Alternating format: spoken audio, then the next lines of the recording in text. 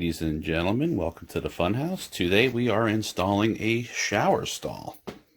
This is going to be a little bit strange because normally you would have just the bare studs. You would know the measurements or have the shower pan in your possession, and you would build the room accordingly, or at least build the shower stall accordingly, so that the lip of the shower pan rests upon your studs. You could put nails over the top or screws through here into the studs to hold it in place. Your sheetrock would come down over the top of the lip. And, well, that's how you would do it. But I did not have the pan. We weren't sure which one we were going to go with. The customer, was having issues with it being time of COVID. Nothing was being delivered. Nothing was being brought in. Long story short, I had to wing it. So I just made the bathroom a little bit too big, knowing that I could come back later and shim it or fix it. So there's a couple things we could have done. I could have put shims on the studs to bring the sheetrock out to the lip of the pan. But like I said, I want to get it sheetrocked, spackled, paint it. We had to keep things moving.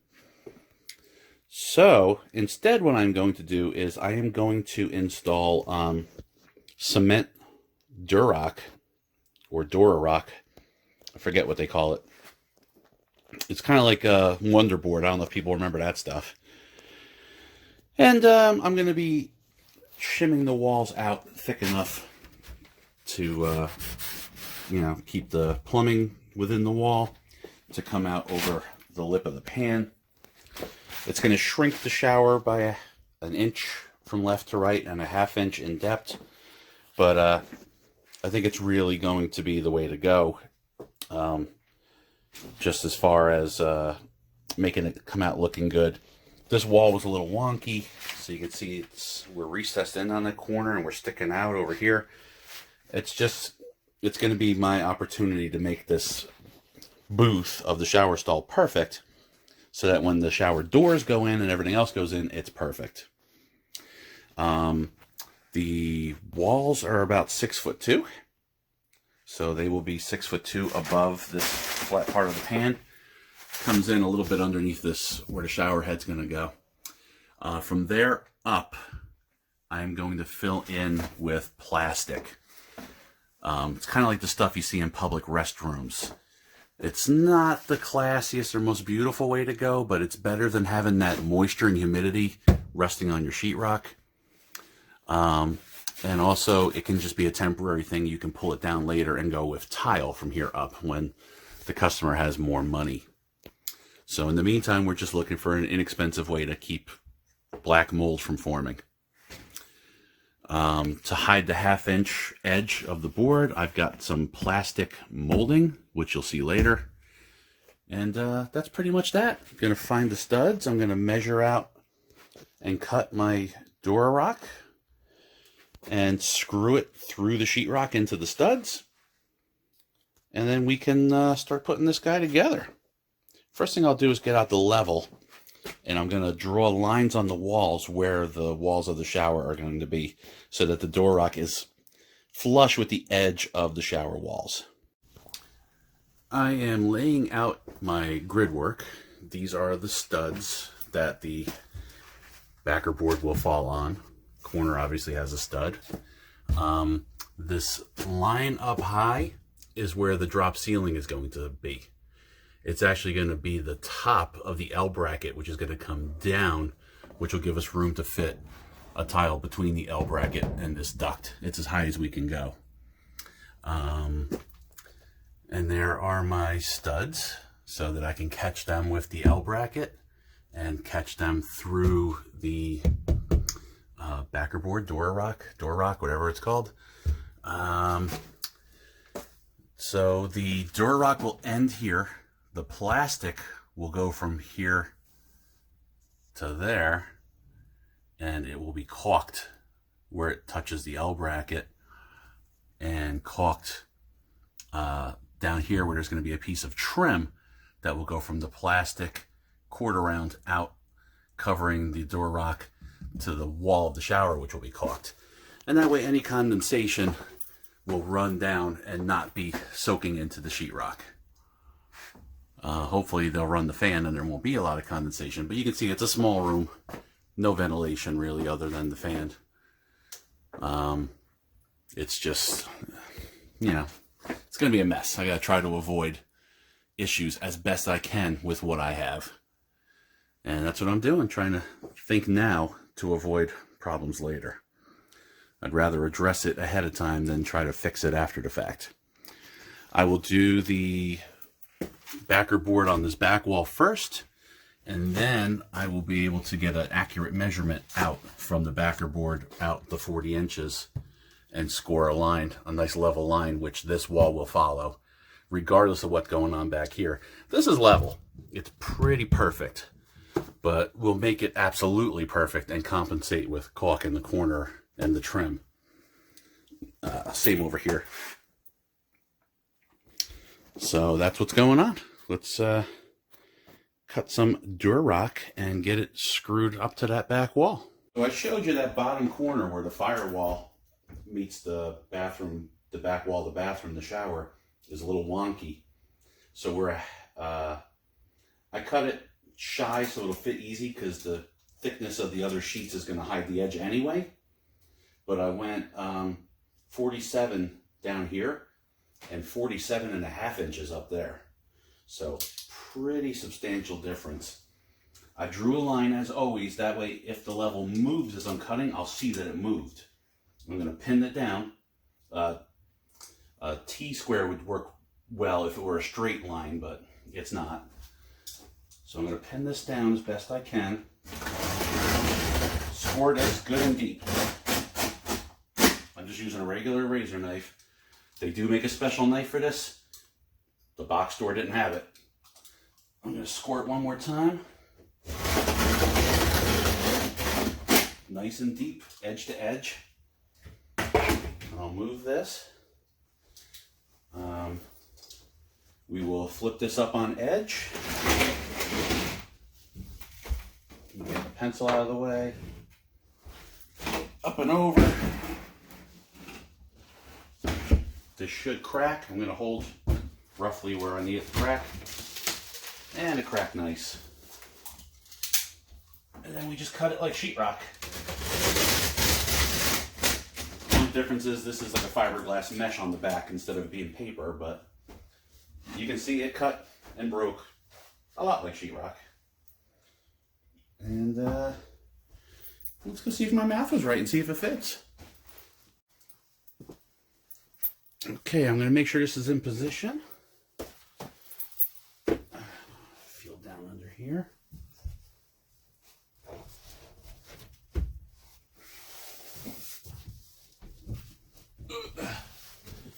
And get some screws into these studs. It's kind of like sheetrock. You want to get it just countersunk a little bit.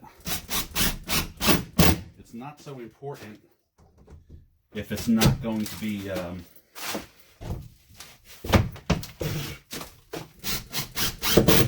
if you were going to make the shower wall out of this, you would basically spackle this and spackle the seams. But this is just going to have glue on it, and then the shower wall is going to get glued to it. I just don't want them sticking out and interfering with a smooth wall.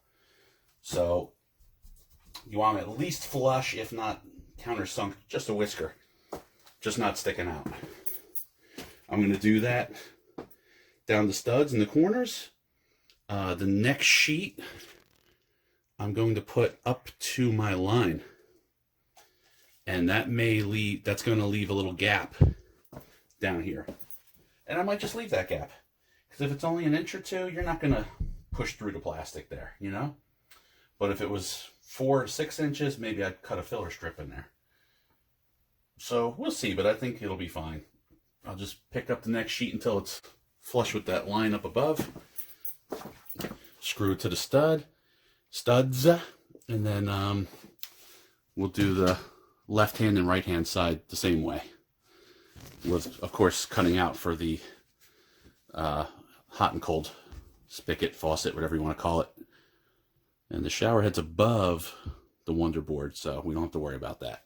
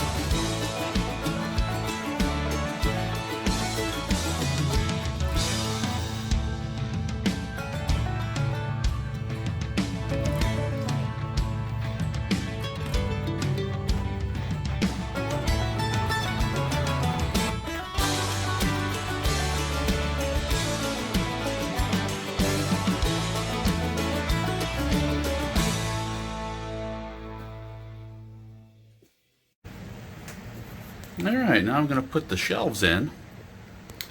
And I don't have my tripod with me. So I've got the instructions saying to measure out 3.5 inches and then another 3.5 inches. That's for the long side of the shelf. Hold on, let me get the shelf. I'll show you what I'm talking about. So as you can see, it's longer one way than the other. And the instructions say to measure out 3.5 from the corner, and then 3.5 from that. That's your long side, and then 3.5 from the corner going the other way for the short side. And there's your shelf. Let me make sure I'm not misunderstanding this. I'll check the directions and get back to you on that, but I'm pretty sure it's going to go like so. And I'm going to put them, well, I'm going to do a little measuring and see.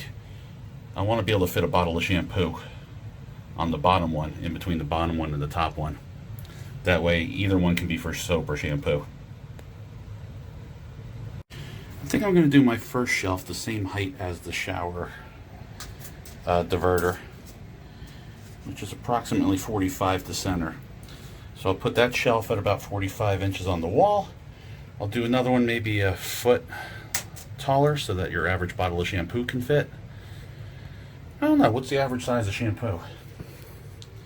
It's a bottle back here. It's only about 8 inches tall. Maybe I'll go 14 just in case you get the big box store bottle. But I don't want to put marks on my wall. I'm gonna take a level and some painter's tape and put it where I want my shelf. And then I'll make my marks for the holes that I'm gonna drill on the tape, so I'm not messing up the walls. Then I can pull the tape away after the holes are drilled and put in my hardware. So I pulled off my painter's tape and stuck it to the wall there, so it's all set to go. Now I'm going to need both my hands, but I'm basically going to measure how high it takes me on the pattern on the wall. And then with my little torpedo level, I'm going to level the tape so that I have a good place to make my markings. That's painter's tape, so it peels off easily. Okay, I got my tape up and leveled. Now I'm going to make my marks, which will be perfectly spaced and perfectly level. Alright, I got my marks, and 3.5 put me directly on that hump, but just off center. So that wasn't going to work. 3.5 did the same thing over here. So I moved it out to 4, here and here. And then I did 3 and 6. And when I put the shelf in place, that works out pretty good because I don't land on any of the curves of the glass. I did the same thing up here, and I had to play connect the dots with the level. I put a level mark on the hump. I used that to give me a level mark out here, and then I put the level flat on the tape. That gave me my level mark here. Then I used that to give me a dot out here. That gave me my point here. And I also used this to give me my point here. So there was a lot of leapfrogging the level around.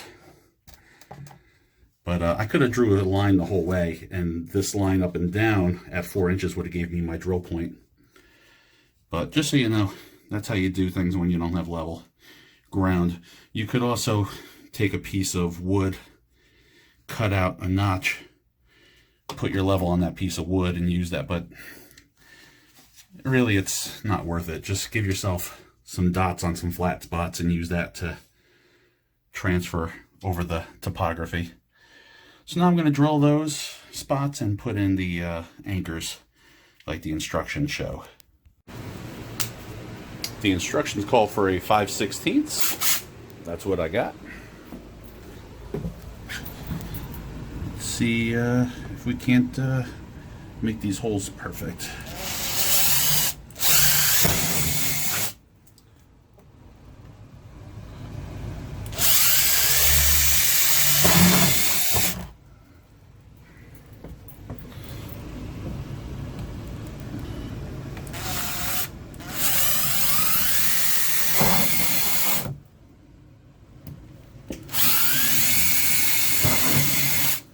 There's something so upsetting about drilling through a plastic watertight shower.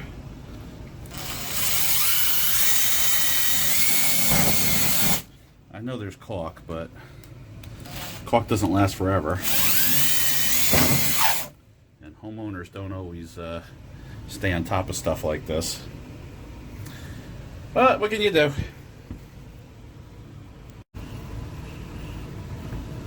I guess I should get rid of the tape.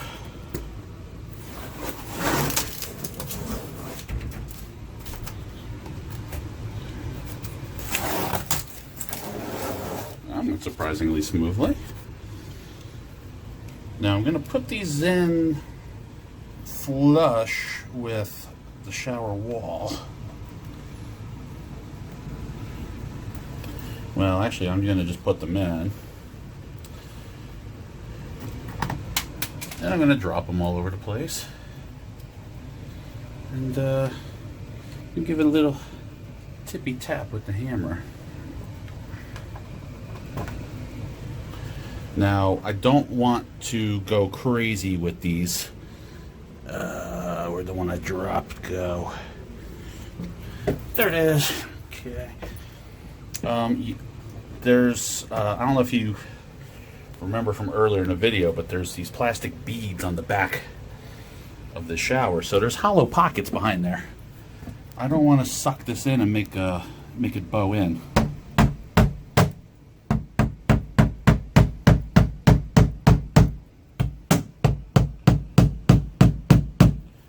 So I'm just looking to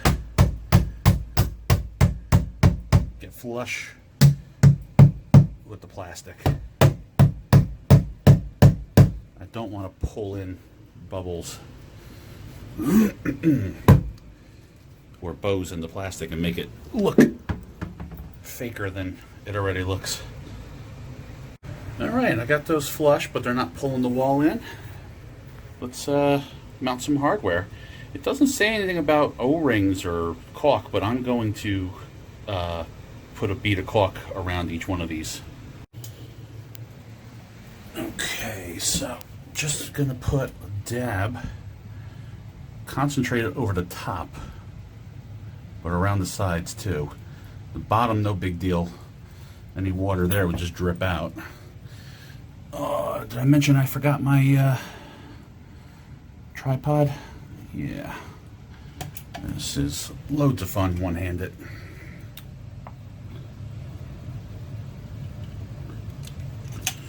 Oh boy, that was way too much. I'm sorry guys, I gotta put you down. Okay, it's time for some more one-handed fun. So there's a hole in here with a nice taper for these bugle-headed screws. So you drop the screw down through the piece of hardware, like so. There's a set screw that goes on the bottom, that's what's gonna grab the glass shelf. And then you hold the whole assembly up and screw it to your mollies. I did all the other ones, and now I'm going to do this one. And I really can't do it while holding the phone.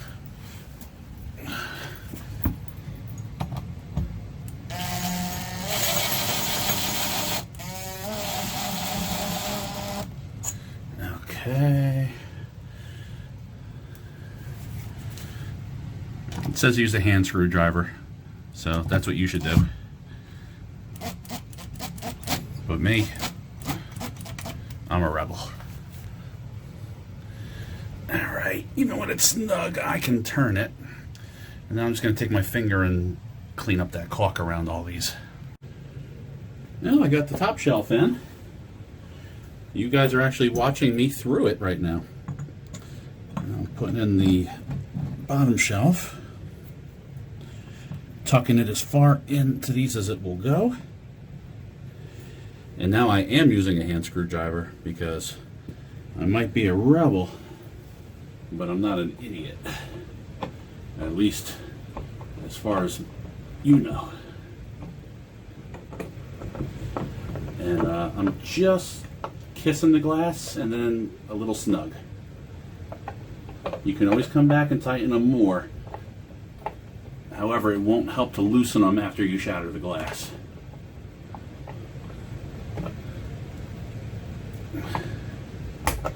All right.